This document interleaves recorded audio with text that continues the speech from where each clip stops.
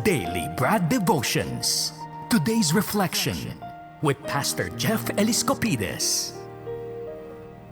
Hi, Pastor Jeff. Wala si Manong Ted at saka si Tita Cha today. Nag-concert last night. Ako, sinasabi ko eh. Hindi Oo. ako sinama eh. Hello, Mase. Hello. And, Kasama natin si GDP, Pastor Jeff. Si Gerard. Hello po, Pastor. Big time yan ng Channel 5. Naman. Nakikita ko yan. Hindi Palain. ako pinapansin yan eh. Oo naman. Sana true. Sa banks pa lang ni GDP, panalo na. Ay naman. Sinabi mo pa. Pastor Jeff, ano bang baon natin ngayong araw na to? Well, baon natin muna. Pasalamat lang ako from Plaridel, Bulacan, Mami Angie Mangon. Salamat sa leche flan na ginawa mo. Alam mo, sakto tong topic natin kasi nga, di ba, sobrang daming chaos, kaguluhan dito. Well, hindi lang naman sa bansa. Mayroong personal, pamilya. Pero have you ever had that moment po na parang despite the chaos, kaguluhan, walang kasiguraduhan sa paligid natin, pero ikaw kalmado ka. Yung parang dapat stress ka na, but you're not.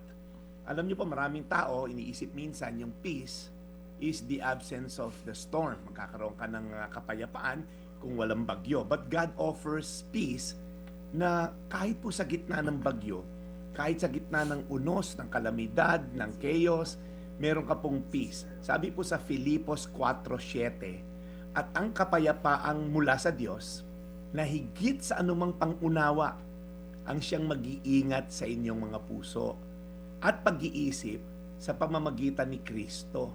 Yun daw pong peace na to that transcends all understanding. Hindi mo maintindihan bakit ka kalmado despite may cancer kang kinakaharap. Ba't ka kalmado despite nalugi negosyo?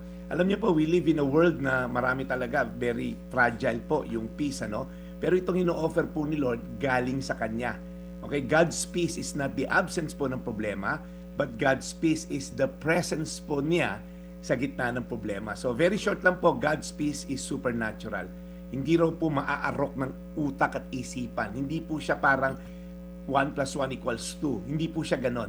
It transcends all understanding. Hindi po siya logical minsan. Hindi ito napoproduce ng circumstances. Ito po'y galing sa Diyos. Peace comes with the presence of God sa kalagitnaan natin. Pangalawa po, ang sabi po rito, peace, God's peace is protective, will guard your heart and minds. Iingatan daw po yung puso natin at isipan. Kung mapapansin nyo, yan ang inaatake po ni Satanas. Okay? Yan ang inaatake ng kaaway, yung ating puso. Hindi pa naman mangyayari, pero yung puso mo takot na takot na. Hindi pa naman nangyayari, pero yung isipan mo, nauna ka na. Diba? Nangati lang yung skin. Nako, ano na to? Cancer sa skin na to. Alam niyo yun? Minamagnify mo agad. So God's peace, hindi po siya mahina. Hindi po siya pinapahina tayo, pinapalakas niya dapat tayo. And lastly, pangatlo na po to, and hopefully maintindihan po natin God's peace. God's peace is rooted in Jesus Christ. Sabi po rin sa huling verse, kay Hesus Kristo. Hindi po tayo magkakaroon ng tunay na kapayapaan kung walang relasyon sa Diyos. Bakit? Sabi po ni Jesus, I am the Prince of Peace. Hindi po siya technique, hindi siya meditation, hindi siya positive thinking. It's a relationship. Yung peace po na to is tied to a person, Christ Jesus. Apart from Him, wala pong lasting peace. Kasi nga, Isaiah 9:6, He is the Prince of Peace. So as I end, you can be in a peaceful place but still have a stormed heart. Kahit nasa peaceful place ka, sagrado, and then sigurado na, maraming pera sa bangko, maaaring hindi ka pa rin at peace. Or you can be in a chaotic place naman, pero meron kang peace sa puso. Kaya, again po, gusto ko kayo encourage, ang peace po ay galing sa Diyos. Yan po'y nakamta natin nung si Kristo ay namatay sa atin sa krus ng Kalbaryo dahil because of that, nagkaroon tayo ng kapayapaan sa Ama sa langit.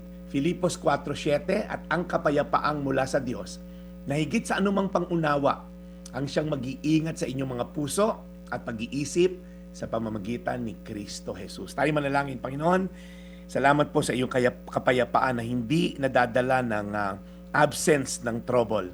We can be in the midst of trouble tulad ng mga disipulo mo nasa gitna ng bagyo pero ikaw natutulog ka sa may bangka. Ibig sabihin, Lord, kaya mong matulog despite the storm. So Lord, tulungan mo kami, Lord, magkaroon ng peace na nanggagaling sa iyo na it's a perspective, it's a relationship more than a physical condition ng paligid namin. Salamat Panginoon dahil bibigyan mo ng kapayapaan ang mga kababayan namin sa kabila ng mga dinaranas namin ngayon. Alam namin justice will prevail.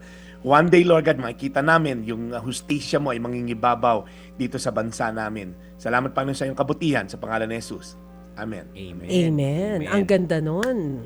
Yung peace ay nanggagaling sa Diyos. Nako, Pastor Jeff, saan ka ba namin makikita ngayong araw? Alam mo, kapatid na Mase, wala tayo ngayon muna dyan sa Channel 5. Last Friday lang, nandiyan tayo kay ating Cheryl.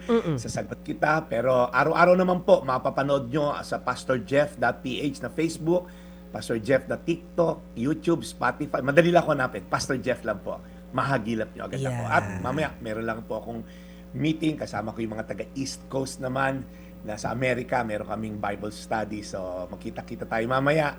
At ito po yung Daily Brad. Paalam na ako, your daily dose of Sige po. inspiration. Salamat, Thank Pastor you. Jeff Eliscopides. Mga kapatid, brothers and sisters, saan ka pa? Dito na tayo sa totoo. Dito na tayo sa True FM. Mga kapatid, mag-subscribe and follow po kayo sa social media accounts ng True Network PH. Yan po kami, hanapin nyo lang True Network PH, Facebook, Instagram, YouTube, TikTok, and podcast. Mapa Apple or Spotify man yan, mahahanap nyo kami. Lahat ng mga napapanood at napapakinggan nyo po sa programa, nasa social media accounts namin yan. So paano mga kapatid? See you sa social media! Ito tayo.